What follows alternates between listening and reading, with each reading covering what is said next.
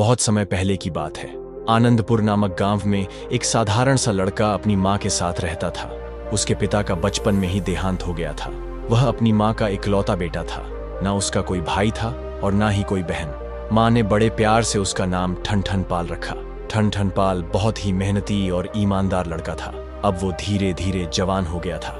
खेतीबाड़ी का सारा काम उसने अपने कंधे पर ले लिया था और अपनी माँ को ज्यादा से ज्यादा आराम देता था। माँ भी अपने बेटे से बहुत खुश रहती थी। ठनठन पाल ने अपनी छोटी सी जमीन के टुकड़े में मेहनत करके काफी धन इकट्ठा कर लिया था। 2-4 गाय भैंस से भी पाल रखी थी। उनका भी दूध बेच देता और बाकी दूध माँ बेटे घर में पी लेते। यूं कह सकते हैं कि दोनों माँ बेटे का गुजर बसर बड़े अच्छे से हो रही था। बस माँ को अब एक ही चिंता थी कि ठनठन पाल अब बड़ा हो गया है, अब इसका ब्याह हो जाना चाहिए। पर क्या करें, उस जमाने में पिता या भाई रिश्ता ढूंढने के लिए जाते थे, पर ठनठन पाल के तो ना पिता थे और ना ही कोई बड़ा भाई। अब ठनठन पाल को भी लगने लगा कि मेरा विवाह हो जाना चाहिए।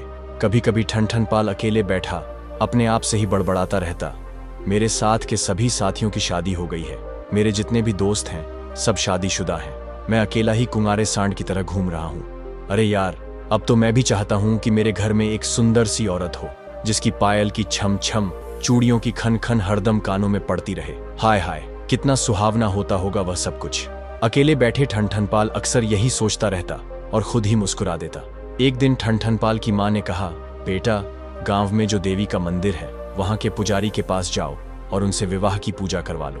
ना जाने हमारे ग्रह हमसे नाराज हो रहे हो और पूजा कराने पर वह शांत हो जाए। ऐसा करने पर हो सकता है तुम्हारा विवाह हो जाए। तुम्हारे लिए भी कोई सुंदर लड़की भगवान ने बनाई होगी, जो तेरे लिए हर बार करवा चौथ का व्रत कर रही होगी। पता नहीं पूजा के प्रभाव से वह पंडित जी को नजर आ जाए। जब ठनठन पाल ने यह बात सुनी तो वो मन ही मन बहुत खुश हुआ। अगले दिन सुबह जल्दी ही उठा और नहा धोकर पंडित जी के पास पहुंच गया। जाते ही पंडित जी को प्रणाम किया और बोला, पंडित जी, कैसे भी करो, कुछ भी करो, पर मेरी शादी करवा दो। पंडित जी ने उसे कहा, अरे भाई, पर बताओ तो सही कि शादी कब की है। ठनठन पाल ने कहा, पंडित जी, शादी तो तब होगी ना जब कोई रिश्ता आए। मुझे शादी के लिए पूजा करवानी है, जिससे मुझे मेरी पत्नी मिल जाए। पंडित जी ने आश्वासन देते हुए कहा, ठीक है, तुम कल आ जाना, शादी की पूजा करवा देंगे। उसके बाद तुम्हारे दिन शुभ हो जाएंगे और कोई सुंदर सी लड़की तुम्हें भी मिल जाएगी। इतना कहकर पंडित जी ने उसको आशीर्वाद दिया। जाते समय ठनठन पाल फिर पैरों में गिर गया और धन्यवाद करता हुआ चला गया। अगले दिन ठनठन पाल उठा, नहाया धोया और बैलों की जोड़ी को अच्छे से संवारा, हल कंधे पर रखा और बैल लेकर मंदिर की तरफ चल दिया। उसने सोचा, पहले मैं पूजा करवा लूंगा, उसके बाद अपना हल बैल उधर से उधर ही लेकर खेत पर चला जाऊंगा। क्यों समय बर्बाद करूं, पूजा करके घर वापस आऊंगा, फिर बैलों को लेकर खेत पर जाऊंगा। इतने में तो मेरा बहुत सारा समय खराब हो जाएगा।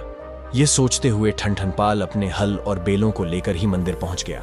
पंडित जी ने देखा तो उस पर बरस पड़े, ये क्या तरीका है, हल और बैल लेकर मंदिर में कौन आता है। तो ठनठन पाल ने उनको सारी व्यथा बता दी कि पंडित जी, मैं समय बर्बाद नहीं करना चाहता, पूजा करवा के इधर से इधर ही खेत पर चला जाऊंगा। पर मंदिर के पंडित जी तो सुनने के लिए तैयार ही नहीं थे।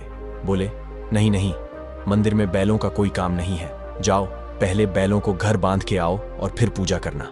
अब थोड़ी सी दूरी पर ही एक हनुमान मंदिर भी था। वहां का पुजारी खड़े देख रहे था। उन्होंने सोचा, क्यों ना इस भक्त को मैं फंसा लूं और इससे शादी की पूजा करवाने के बदले में मोटी रकम वसूल कर लूं। यही सोचकर उन्होंने ठनठन पाल से कहा, अरे भाई, इधर आ जाओ, हम बैलों के साथ ही पूजा करवा देंगे। ठनठन पाल ने यह सुना तो बोला, क्यों भाई, तुम्हारे भगवान में इतनी क्या शक्ति है। तो पुजारी जी बोला, हमारे हनुमान बाबा में बहुत शक्ति है, वो चाहे तो पता नहीं क्या क्या कर दे। ठनठन पाल बोला, अच्छा, ये शादी ब्याह का मामला है, मैं इस मामले में हनुमान जी पर विश्वास नहीं कर सकता। पुजारी बोला, पर भाई क्यों। ठनठन पाल, अरे पुजारी जी, जिनकी खुद की शादी ना हुई हो वह मेरी शादी क्या करवाएंगे।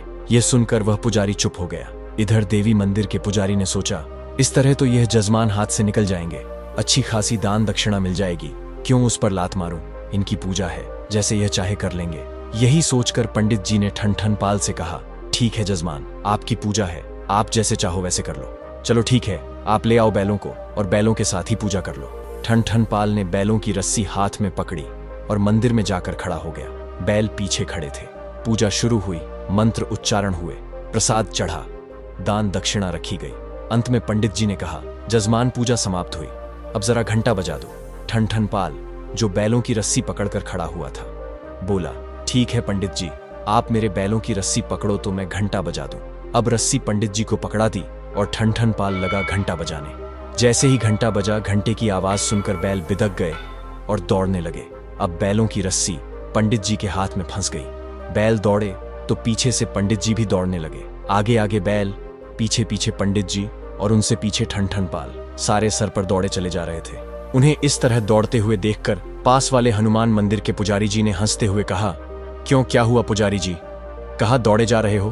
तो पंडित जी बोले, अरे भाई, अभी तूने बस किसी की शादी में फेरे करवाए हैं, अभी तूने किसी की शादी के लिए पूजा नहीं करवाई। अब कुछ दूर जाकर जैसे तैसे पंडित जी का हाथ रस्सी से निकला और पंडित जी जैसे तैसे बचे और सीधा मंदिर की तरफ दौड़ने लगे।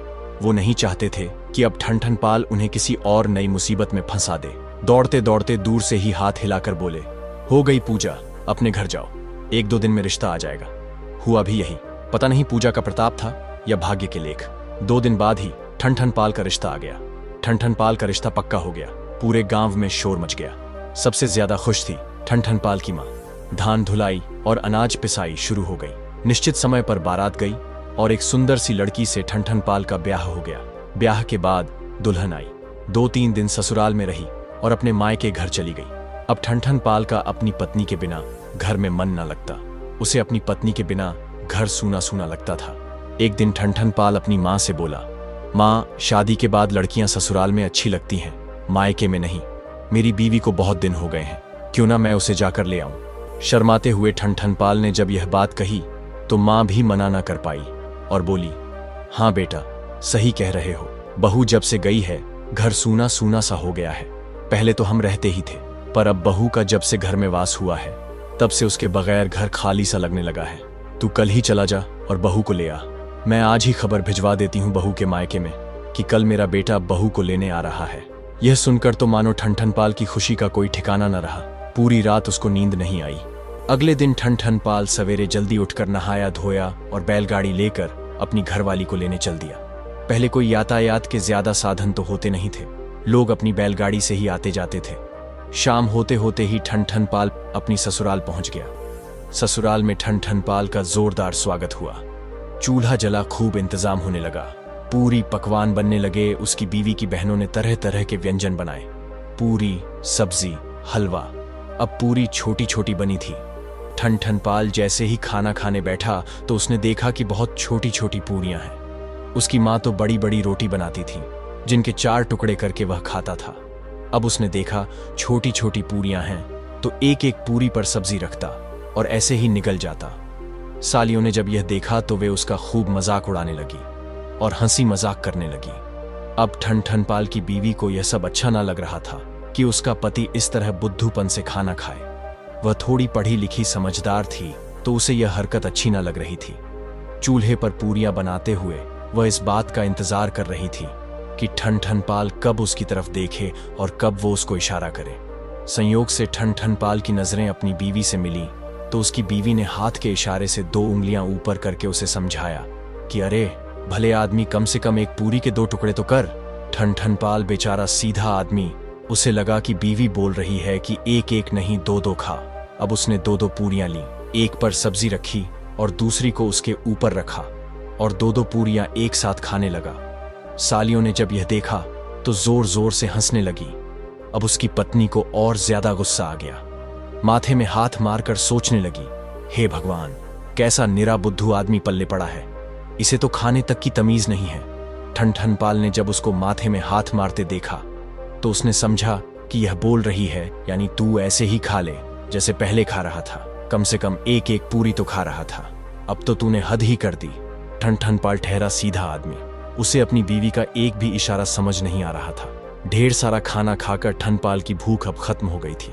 बीवी परेशान थी, हे भगवान ना, इसे खाना आता और खाता भी है तो कितना सारा है।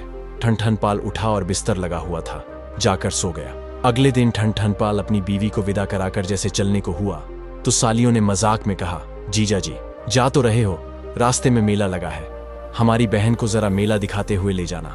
ठन ठन पाल ने हाँ में सिर हिलाया और अपनी बीवी को विदा करवाकर वहां से चल दिया। रास्ते में सचमुच में मेला लगा था। ठन ठन पाल अपनी सालियों के कहे अनुसार अपनी पत्नी को मेले में लेकर चला गया। थोड़ी देर इधर उधर घूमने के बाद मेले में उसकी पत्नी खो गई। ठनठनपाल चारों तरफ अपनी पत्नी को ढूंढता फिरा, पर उसे नहीं मिली। पास में ही एक राम जी का मंदिर उसे दिखाई दिया। वहां जाकर उसने प्रार्थना की, हे भगवान, मेरी पत्नी मुझे मिल जाए। वहां के पुजारी ने कहा, भाई पहले कुछ पैसे चढ़ावा रखो और ढेर सारे लड्डू रखो, तभी तुम्हारी प्रार्थना सुनेंगे भगवान जी। अब ठनठनपाल ने ढेर सारा चढ़ावा और लड्डू लाकर रख दिए और प्रार्थना करने लगा। वहीं पास में ही बैठे दूसरे पंडित जी ने कहा, अरे भाई, राम जी की नहीं हनुमान जी की पूजा करो, हनुमान जी ही बेड़ा पार करेंगे। वो दूसरा पंडित अपनी फिराक में था कि यह चढ़ावा और ढेर सारे लड्डू को हथिया ले। ये सुनकर ठनठनपाल बोला, क्यों भाई, राम जी क्यों नहीं ढूंढ सकते मेरी घरवाली को? पुजारी बोला, देख भाई, राम जी की खुद की पत्नी खो गई थी, वह तो उसको ही ना ढूंढ पाए। हनुमान जी ही उनकी पत्नी सीता को ढूंढ कर लाए थे, और वहीं तेरी पत्नी भी ढूंढ कर लाएंगे।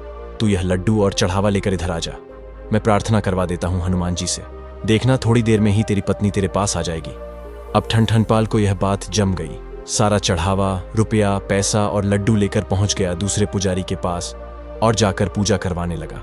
और भगवान की करनी भी कुछ ऐसे ही हुई कि पूजा समाप्त भी ना हुई, उधर उसकी पत्नी उसे ढूंढते हुए उसी मंदिर में आ गई। अब ठनठनपाल को तो हनुमान जी पर बड़ा ही विश्वास हो गया, सो उसने हनुमान जी को बहुत बहुत धन्यवाद दिया और अपनी पत्नी को साथ लेकर घर आ गया। ठनठनपाल की माँ भी बड़ी ही खुश हुई, क्योंकि उसकी बहू जो आ गई, आते ही सारा काम बहू ने संभाल लिया, माँ को कुछ करने ही न देती थी। वैसे वह शहर की पढ़ी लिखी थी, उसे गांव के काम करने में थोड़ी दिक्कत तो हुई, पर वो सब कुछ समझ रही थी। धीरे धीरे जो कुछ समझ न आए तो अपनी सास से पूछ लेती थी। एक बार उसकी सास ने कहा कि जाओ बहू, दूध बिलो लो। अब बहू लगी दूध बिलोने। थोड़ी देर में ही उसमें मक्खन आ गया। बहू अपनी सास को बताने गई, सासू माँ, दूध में मक्खन आ गया है। ये सुनते ही सास कहने लगी, राम राम राम राम, क्या बोल रही है, ऐसे नहीं कहते। अब बहू बड़ी परेशान, उसकी समझ में ही ना आया उसने क्या कह दिया। उसने तो यही कहा है कि दूध में मक्खन आ गया है। अब सास ने बात को सिकोड़ते हुए कहा, अरे बहू, ये नाम आज के बाद दोबारा मत लेना, क्योंकि मक्खन लाल तुम्हारे ससुर का नाम था। बहू बड़ी ही परेशान हुई, भाई बड़े अजीब अजीब नाम है इस गांव में सबके। मेरा पति अच्छा खासा कमाता है, पर नाम इसका ठनठनपाल, ससुर का नाम मक्खन लाल, कैसे अजीब अजीब नाम है इस घर में। अगले दिन बहू फिर से दूध बिलोने लगी। जैसे ही मक्खन आया, अपनी सास को फिर जाकर बोली कि सासू माँ, दूध में मक्खन। इतना कहते ही रुक गई और कुछ सोचकर बोली, सासू माँ, दूध में ससुर जी आ गए हैं, चलकर निकाल दो। अब सासू माँ फिर से आंखों सिकोड़कर बुरा भला कहने लगी। अब बहू की समझ में कुछ ना आए, रोज डांट फटकार लगने लगी। अब वह पानी लेने जाए या गांव में इधर उधर जाए तो लोग उसको देखते ही बोलते, वो देखो ठनठनपाल की बहू आ रही है, देखो देखो ठनठनपाल की बहू आ रही है। उसे यह सुनकर बिल्कुल भी अच्छा नहीं लगता कि उसे लोग ठनठनपाल की बहू बुलाते हैं। उसने अपने पति से कहा कि अपना नाम बदलो, मुझे यह नाम अच्छा नहीं लगता, यह भी कोई नाम है, इतना अच्छा खासा कमाते हो और नाम रखा है ठनठनपाल। पता है ठनठनपाल किसको कहते हैं? जिसके पास कुछ भी नहीं होता उसको कहते हैं ठनठनपाल। मेरे तो भाग्य ही फूटे थे जो तुमसे मेरी शादी हो गई। ठनठनपाल ने उसको बहुत समझाया। अरे भाग्यवान, नाम में क्या रखा है, नाम तो ऐसे ही लोगों को पुकारने के लिए रख देते हैं, नाम का जिंदगी पर कोई प्रभाव नहीं होता। पर उसकी पत्नी तो अपनी ही हट पकड़ी रही। अब ठनठनपाल को गुस्सा आ गया, अगर तुझे मेरे नाम से अच्छे नाम वाले लोग मिल जाए तो तू बेशक चली जा, मैं तुझे नहीं रोकूंगा, और अगर यह नाम की पहेली तेरी समझ में ना आए तो तू वापस आ जाना।